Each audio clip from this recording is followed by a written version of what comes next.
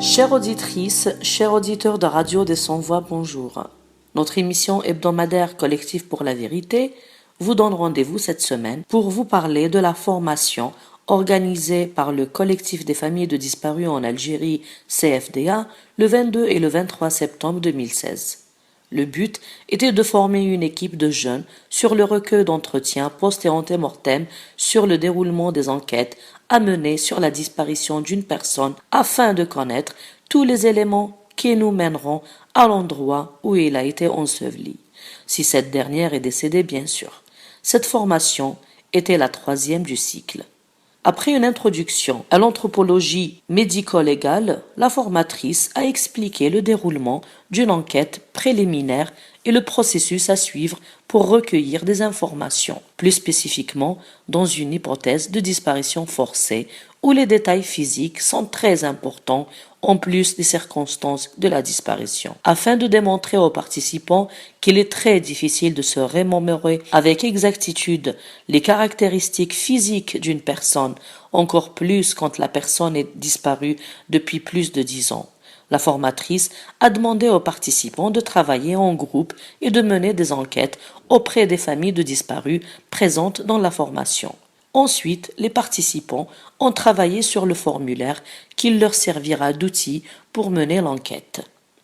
Les participants ont pris connaissance des progrès de la médecine en termes d'anthropologie médico-légale et ont participé à adapter le formulaire dont ils se serviront pour faire l'entretien au contexte algérien. C'est moi la voix. Non, c'est moi la voix. Non, c'est moi la voix. Nous sommes la voix. Nous sommes tous la voix des sans-voix. Moi, je suis Anaï Ginarte, je suis membre de l'équipe argentine d'anthropologie légiste. Je m'excuse, mon français c'est pas tellement bon. Je vais parler en espagnol et on a heureusement un traducteur qui va traduire toute la présentation en PowerPoint. Et une idée de ce qu'on fait, c'est que notre travail, l'anthropologie légiste, je pense que plusieurs de vous savez être ici dans d'autres présentations, mais je voudrais faire une introduction à l'anthropologie légiste d'abord, et puis on va se mettre dedans l'information de l'enquête préliminaire. Et ce matin, on va faire la présentation, et puis à l'après-midi, on va travailler ensemble sur les questionnaires des enquêtes préliminaires. C'est Bouhda Deloqaya, responsable du bureau SOS de Constantine. Voilà. Sabah al-Khair alaikum, c'est M. Benzeba Khaled, infirmier spécialisé en soins généraux principaux. Sabah al-Khair alaikum. Ismaël Gherzoul, parent de disparu. Salam alaikum, Mustafa Ismaël, je suis juriste, j'ai un membre disparu. Bonjour, Khadar Razeka, coordinatrice administrative et technique à l'association Jazairuna des familles victimes du terrorisme de la wilaya de Blida. Radia Boudissa, responsable administratif du CROSC. Kerada Rezki, Radio des Sans-Voix. Nadia Benjael, SOS disparu, je suis aussi sœur d'un disparu. Hajar Bouaïcha, SOS disparu, bureau Aziz, mère de journaliste disparu. Bonjour tout le monde, Mahba Bekoum, moi je suis Nassera Dutour, porte-parole du collectif des familles de disparus en Algérie. Bonjour tout le monde, pour ceux qui ne me connaissent pas, je suis Della Laïdoun et je suis juriste au bureau d'Alger SOS disparu. On va commencer. Toda ciencia tiene su desarrollo en distintos contextos sociopolíticos a través de la L'anthropologie médico-légale ou légiste apparaît dans différents contextes et va connaître également des développements sociopolitiques, ce qui se retrouve un petit peu dans tous les temps dans l'histoire de l'humanité. Donc en ce qui concerne toujours l'anthropologie forensique, elle va permettre d'œuvrer dans différents sens, entre autres justement identifier ces disparus. Miles de personas fueron asesinadas o torturadas en distintos contextos de violencia política, étnica, religiosa. Donc l'anthropologie légiste va nous permettre de réfléchir un petit peu sur le cas de ces milliers de personnes qui ont été ou bien torturées ou bien assassinées, entre autres qui ont disparu bien sûr. Et ce sont des disparitions qui ont opéré ou qui se sont faites dans différents contextes, à différentes connotations. Par exemple, des connotations religieuses, politiques, ethniques, etc. Donc l'anthropologie forensique va essayer d'apporter, dans la mesure du possible, des solutions. Et la responsabilité relève des différents États sous lesquels justement se sont commis ou ont été commis ces différents crimes, mais aussi des crimes qui relèvent de la responsabilité de plusieurs groupes rebelles dans certains cas. Donc maintenant, nous passons à la deuxième étape de notre enquête avec la récupération. Donc une fois qu'on a récupéré toutes ces informations, dans une deuxième étape, on va aller sur place, parce qu'on a des indications précises, pour essayer de mettre en contraste, pour comparer un petit peu les données théoriques avec la pratique et voir si réellement il y a des corps, par exemple, dans cette fosse commune, dans ce cimetière. Donc ensuite, une fois sur place, essayer de vérifier les données qui ont été récompilées ou recueillies grâce à des témoins qu'on appelle primaires ou secondaires. Alors le témoin primaire, c'est celui qui affirme et qui dit « j'ai vu », parce qu'il était directement présent. Le témoin secondaire, c'est celui qui dit « on m'a dit que », donc il n'était pas présent physiquement. Mais il peut donner un témoignage. Donc une fois qu'on a situé le terrain en question, on va aller sur place et faire une étude du sol, une étude de la faune éventuellement, une étude de la végétation, donc pour pouvoir faire ce qu'on appelle une étude logistique pour mener après, a posteriori, les excavations. Donc ensuite, on commence à mettre en pratique notre propre questionnaire et on commence à poser directement donc les questions aux personnes qui apportent des témoignages. Par exemple, quel est le lieu, quel est le lieu exact de ce cimetière et de cette fosse commune. Donc demain, nous travaillerons en atelier sur ce questionnaire et je vous expliquerai comment chaque réponse va nous aider à mener l'enquête. Donc on se déplace plutôt et on essaye de trouver grâce au GPS donc cette fosse commune ou ce cimetière de façon très pointue. Donc le GPS, comme vous le savez, nous donne des données géographiques, géophysiques. Il nous permet de déterminer de façon très claire la latitude, la longitude. Il nous permet même de faire des études prospectives pour essayer de voir même dans le futur éventuellement où est-ce qu'on pourrait repérer d'autres fosses communes.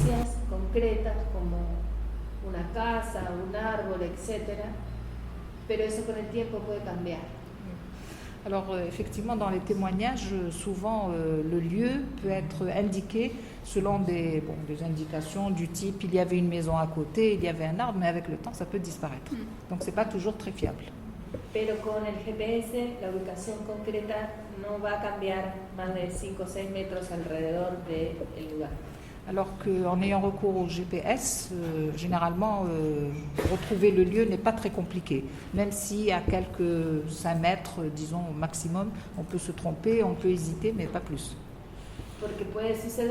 Donc dans un premier temps, on se déplace sur le lieu, on repère l'endroit en question, on confirme qu'il existe bien un cimetière, une fosse commune, mais l'excavation, l'exhumation ne se fait pas forcément immédiatement après l'identification du lieu. Ça peut se faire plusieurs années après. La primera etapa que llevamos a cabo es la prospección, que es parte de lo que veníamos hablando. Donc la première partie, bien sûr, consiste dans la prospection. On va prospecter sur les lieux pour être sûr qu'il y a bien un cimetière ou une fosse commune là où nous nous trouvons. A veces es fácil verla desde la superficie mismo. Et si on commence quelques petites excavations juste pour vérifier, on constate rapidement qu'il s'agit bel et bien d'un cimetière.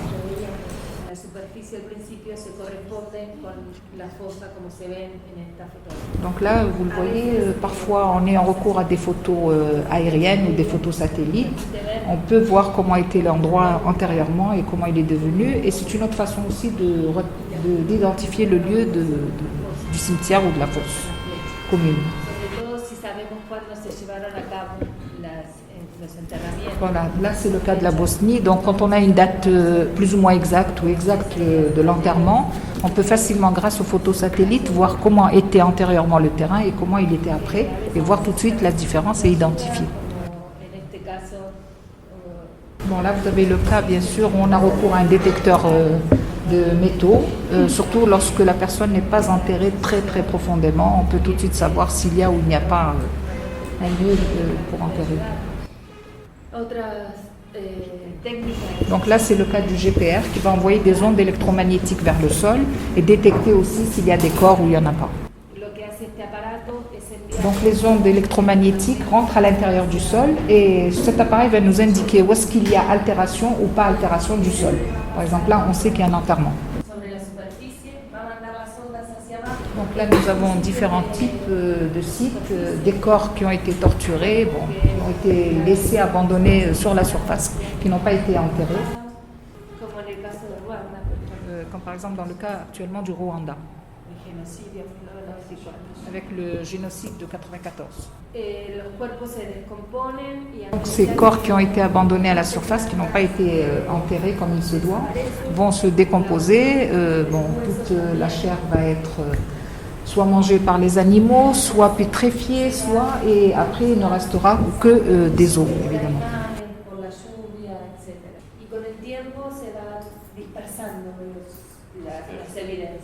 Et avec le temps, bien sûr, on perd de plus en plus des chances pour identifier.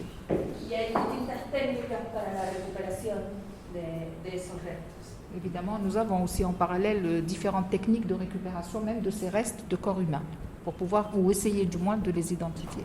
Donc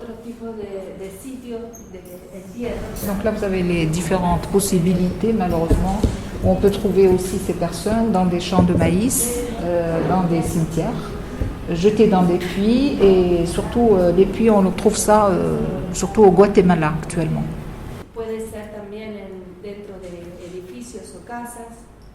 On peut les trouver aussi malheureusement déposés dans des édifices, dans des maisons, dans des endroits qui ne sont pas faits pour.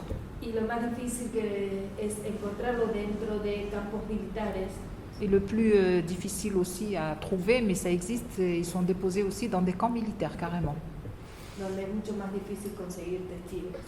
Où il est beaucoup plus difficile d'avoir des témoins, c'est sûr.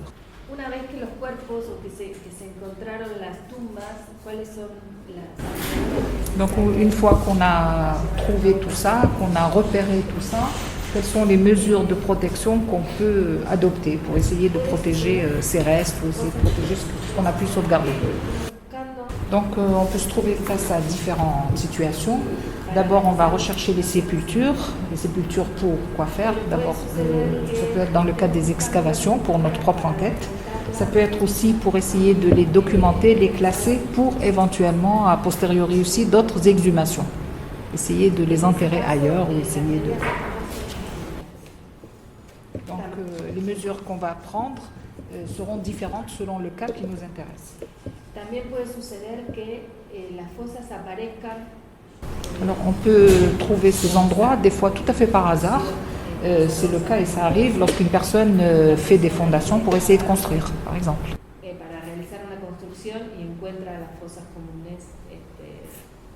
Donc dans ce cas-là, pour essayer de préserver cette fosse ou ce cimetière ou ces personnes qui sont enterrées là, on va essayer grâce justement aux dispositions officielles de protéger cet endroit dans la mesure du possible.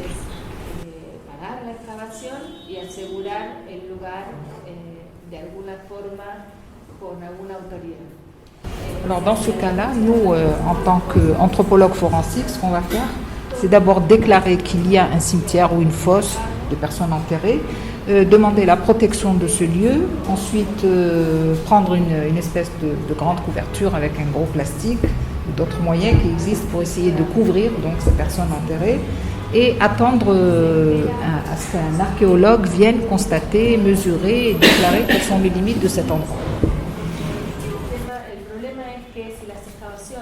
Alors ce qui arrive généralement, et c'est le cas dans beaucoup de pays, c'est que les excavations sont faites par des personnes qui ne sont pas spécialisées, qui ne sont pas du domaine.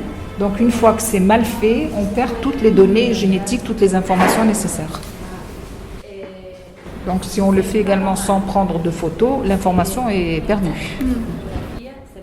Donc là, vous voyez un petit peu tout ce que nous utilisons à notre niveau pour les archéologues. C'est un petit peu tous les instruments, voilà, qui sont utilisés. Comme vous voyez, c'est pas très sophistiqué. Et c'est pas cher aussi. Lo primero que hacemos es una cuadrícula en gris, a partir de la cual vamos a tomar los... Donc là, vous voyez, on trace la superficie en question pour pouvoir prendre les mesures nécessaires. Trabajamos siempre desde afuera del lugar de inhumación. Donc on travaille aussi à partir de la superficie, en essayant d'enlever peu à peu la terre pour voir ce qu'on va découvrir, en faisant très attention de laisser sur place, in situ, donc sur place, tous les restes humains et tout ce qui accompagne ces restes sans les toucher. Car la position donc, de ces restes est une source aussi de grandes informations également. Donc on essaie de voir si ce sont des sépultures individuelles, qui ne sont pas des enterrements normaux. Donc là, pour eux, en Argentine, ce n'est pas un enterrement normal parce que généralement, lorsqu'ils enterrent, on met la main comme ça. Donc s'ils ne trouvent pas la main comme ça, c'est que l'enterrement...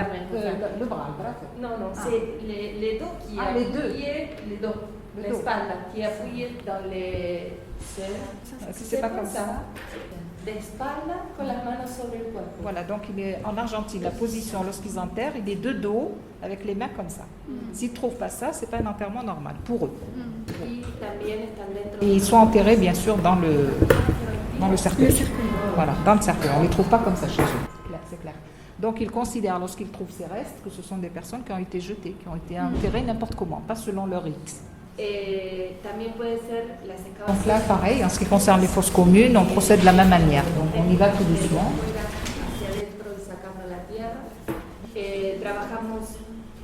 Donc là, vous avez une photo du Guatemala et on essaye, dans la mesure du possible, en faisant ces excavations, de laisser les corps tels qu'on les a trouvés pour ne pas entremêler les os des uns et des autres. Et après, bon, ils ont toutes leurs techniques, évidemment, d'investigation, de recherche. Là, vous avez une fosse commune au Salvador où sont enterrés des enfants. Des enfants qui ont été enterrés dans une habitation, dans une maison. Alors, pourquoi on vous montre tout cela? Alors, si je vous montre tout cela, c'est parce qu'il faut être très conscient dès le départ de la finalité qui vous conduit à faire des entrevues aux familles. Dans quel but vous faites vos interviews à ces familles? Il faut le savoir d'emblée. Lorsque vous allez interviewer des familles, la finalité de l'interview doit être très claire dans votre tête. Savoir ce que vous allez faire de ces données ou de ces informations que vous allez recueillir. Donc bien sûr, vous n'êtes pas certainement concerné par les excavations, vous n'allez pas les faire, mais il était intéressant et important de vous montrer ce que eux, parce que nous, pour elles, faisons dans le cadre des excavations, pour que vous le sachiez. Une sorte de terre brûlée, oui. Donc là, c'était un exemple avec le Salvador qui a été appliqué, comme vous le voyez, sur des enfants. Un petit peu la terre brûlée, mais bon, là, c'est malheureusement avec des corps humains, c'est-à-dire tout laisser à ras. Tuer tout le monde, enterrer dans une fosse commune tout le monde et ne rien laisser derrière. C'est une méthode qui malheureusement avait été appliquée par les Américains lorsqu'ils étaient au Vietnam. C'est une méthode qu'ils ont appris, léguée aux militaires salvadoriens du Salvador.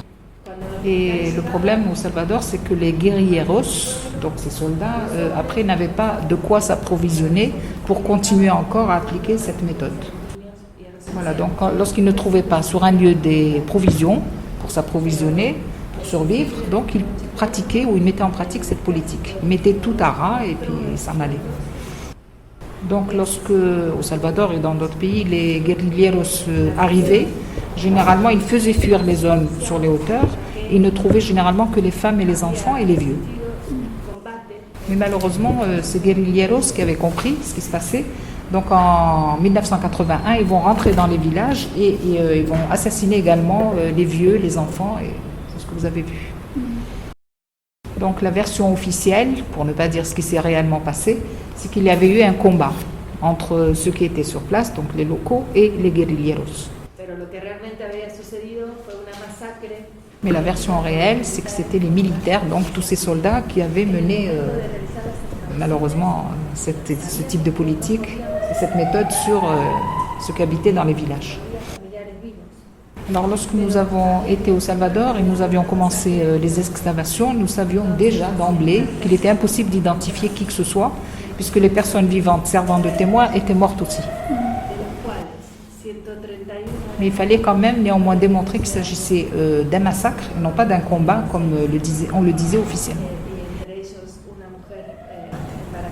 Voilà, donc sur les lieux, par exemple, un type d'excavation qu'ils ont fait en trouvant 143 morts, sur lesquels 131 enfants, dont moins de 12 ans, avec une moyenne parmi les moins de 12 ans de 6 ans, et en plus une femme qui était enceinte.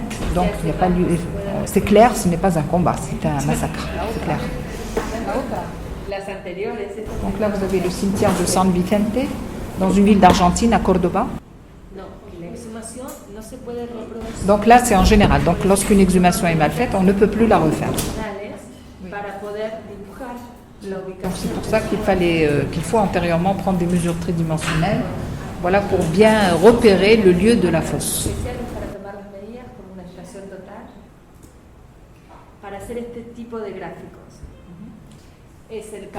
Là, vous avez des cas, une espèce de station locale qui permet de mieux prendre encore tous les renseignements concernant les lieux. Donc pour réaliser ce type de graphique, là on revient au cas des enfants du Salvador. Là vous avez la chambre dans laquelle ont été assassinés ces enfants. Là vous avez une espèce de, enfin c'est pas une espèce, c'est une coupe longitudinale qui donne une image justement de ces enfants une fois massacrés, enterrés dans la chambre. Là dans cette photo vous avez tous les crânes des enfants qui sont enterrés en dessous, sous cette chambre. Et là vous avez tous les projectiles d'armes qui étaient justement dans les crânes de ces enfants. C'est une preuve que c'est un massacre. Donc un expert en balistique a pu démontrer qu'il y avait 2 personnes qui tiraient dans cette chambre sur les enfants, qui étaient un peu à l'extérieur de la chambre et qui tiraient donc directement sur les enfants qui étaient enfermés dans la chambre.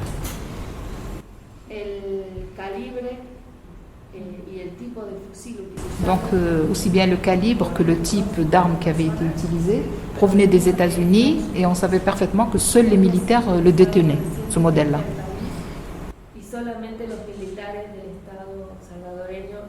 Donc ce type de travail que nous menons nous permet non seulement d'identifier de façon concrète les victimes, mais également ceux qui ont malheureusement fait ce massacre dans ce cas-là. Donc là vous voyez par exemple le but d'un travail bien fait sur le plan archéologique. Là, ça nous a permis de voir qu'il y avait justement des projectiles d'armes à feu près de ce squelette. On voit la fracture au niveau du bras, de l'os. Également, là, vous voyez le projectile au niveau de l'avant-bras. Parfois, on trouve même des projectiles qui ne sont pas associés à des fractures d'os. Parce que là, apparemment, il a touché un organe. Il arrive que le projectile ne produise pas une fracture au niveau des os, mais il touche un organe et provoque la mort aussi. Voilà, c'est bien que là, le projectile est bien dans le corps, on peut le récupérer sans qu'il ait touché les os. Là, vous avez des personnes auxquelles on a attaché les mains, comme dans le cas là du Guatemala. Là, vous avez des cas en Éthiopie où les personnes ont été étranglées carrément, avec la corde autour du cou. Là, on retrouve des preuves aussi d'identification. Par exemple, là, le défunt l'avait au niveau du poignet. C'était un numéro d'identification lorsqu'on l'avait ramené à la morgue. Bon, là aussi, on trouve des restes de vêtements ou des objets qui peuvent permettre, pourquoi pas, de remonter à l'identité de la personne. Donc, une fois qu'on a trouvé les corps, on les laisse tels quels. À ce moment-là, on commence à prendre des parties sur le corps pour commencer à travailler. Donc la partie prélevée est mise dans un carton avec bien sûr des numéros de référence, avec tous les renseignements nécessaires pour commencer le travail. Donc tout le travail doit obéir à toute une chaîne qui doit être respectée, bien sûr. C'est un travail bien sûr qui se fait sous la haute autorité, sous bien sûr l'autorité judiciaire. On ne peut pas se permettre de faire le travail comme nous voulons, mais c'est eux qui vont un petit peu suivre tout ce processus. Et cette même chaîne qui est de sauvegarde de toutes ces recherches et de tous ces corps doit être faite aussi à titre judiciaire, par l'autorité judiciaire. Parce que c'est cette même autorité judiciaire qui va se porter garante du transfert de ces parties prélevées à partir du lieu où elles ont été trouvées vers le laboratoire où se feront les analyses.